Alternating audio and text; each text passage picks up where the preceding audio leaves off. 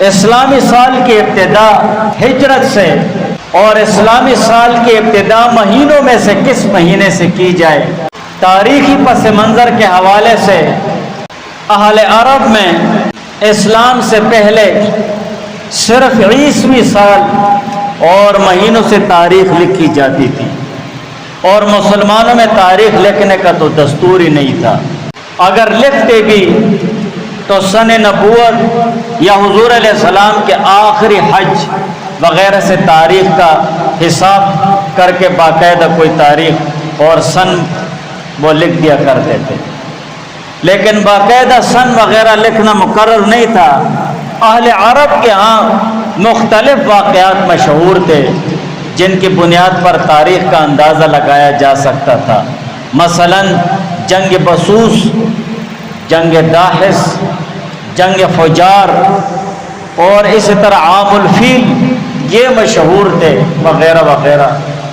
اس کا حساب اور کتاب لگا کر وہ اپنی تاریخ یا سال لکھ دیا کرتے تھے، لیکن مستقل کوئی تاریخ لکھنے کا دستور نہیں تھا۔ عمر فاروق رضی اللہ تعالیٰ عنہ کے دور خلافت میں 17 ہجری میں حضرت ابو موسیٰ اشعری رضی اللہ تعالیٰ عنہ نے حضرت عمر رضی اللہ تعالیٰ عنہ کے پاس خط لکھا کہ حضرت امیر المومنین، آپ کی طرف سے حکومت کے مختلف علاقوں میں خطوط جاری ہوتے ہیں، حکم نامے جاری ہوتے ہیں،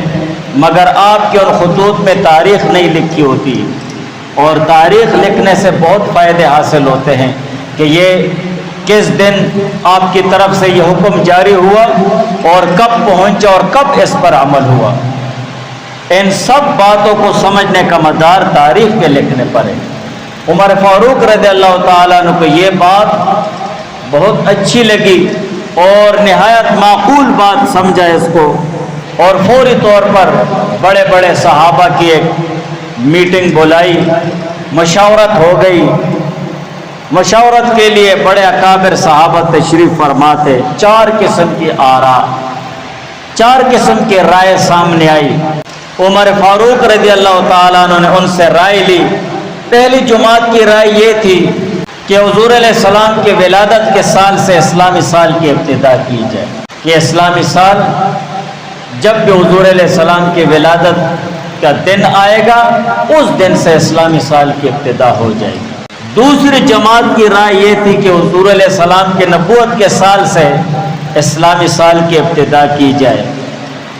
تیسری جماعت کی رائے یہ تھی کہ اسلامی سال کی ابتدا ہجرت سے کی جائے، اور چوتھی جماعت کی رائے یہ تھی کہ حضور علیہ السلام کی وفات سے اسلامی سال کی ابتدا کی جائے۔ ان چاروں قسم مشوروں اور آراء کے سامنے آنے کے بعد باضابطہ بحث ہوا اس پر۔ آخر میں عمر فاروق رضی اللہ تعالیٰ عنہ نے فیصلہ سنایا کہ حضور علیہ السلام کی ولادت یا حضور علیہ السلام کی نبوت سے اسلامی سال کی ابتدا کرنے میں اختلاف سامنے ہو سکتا ہے، اس لیے کہ حضور علیہ السلام کی ولادت اور نبوت کے دن قطعی طور پر اس وقت متعین نہیں تھے۔ قطعی طور پر معلوم نہیں ہے کہ حضور علیہ السلام کی یقینی طور پر کس دن ولادت باسعادت ہوئی، اور نہ قطعی یقینی طور پر یہ معلوم ہے کہ کس دن حضور علیہ السلام کو نبوت مبارک ملی تھی۔ جب یقینی طور پر معلوم نہیں ہے، لہذا اس سے شروع کرنے میں اختلاف سامنے آ سکتا ہے، اور وفات سے شروع کرنا اس لیے مناسب نہیں کہ وفات کا سال اسلام اور مسلمانوں کے لیے غم اور صدمے کا سال ہے، لہذا اس لیے مناسب ہوگا کہ ہجرت سے اسلامی سال کی ابتدا کی جائے،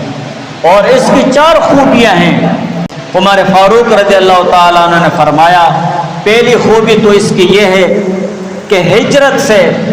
حق اور باطل کے درمیان واضح امتیاز پیدا ہو گیا ہجرت کے وقت۔ دوسری خوبی اس میں ہے کہ اسی سال میں اسلام کو عزت ملی۔ تیسری خوبی اس میں یہ ہے کہ یہی وہ سال ہے جس میں حضور علیہ السلام اور مسلمانوں نے امن اور سکون کے ساتھ بغیر خوف اور خطر کے اللہ کی عبادت کرنے لگے۔ اور چوتھی خوبی اس میں یہ ہے کہ اس ہجرت والے سال مسجد نبوی کی بنیاد رکھی گئی۔ ان تمام خوبیوں کو سامنے رکھ کر، ان تمام خوبیوں کی بنا پر تمام صحابہ کا اتفاق اور اجماع اس بات پر ہوا کہ ہجرت کے سال ہی سے اسلامی سال کی ابتدا ہو۔ لہٰذا جب بھی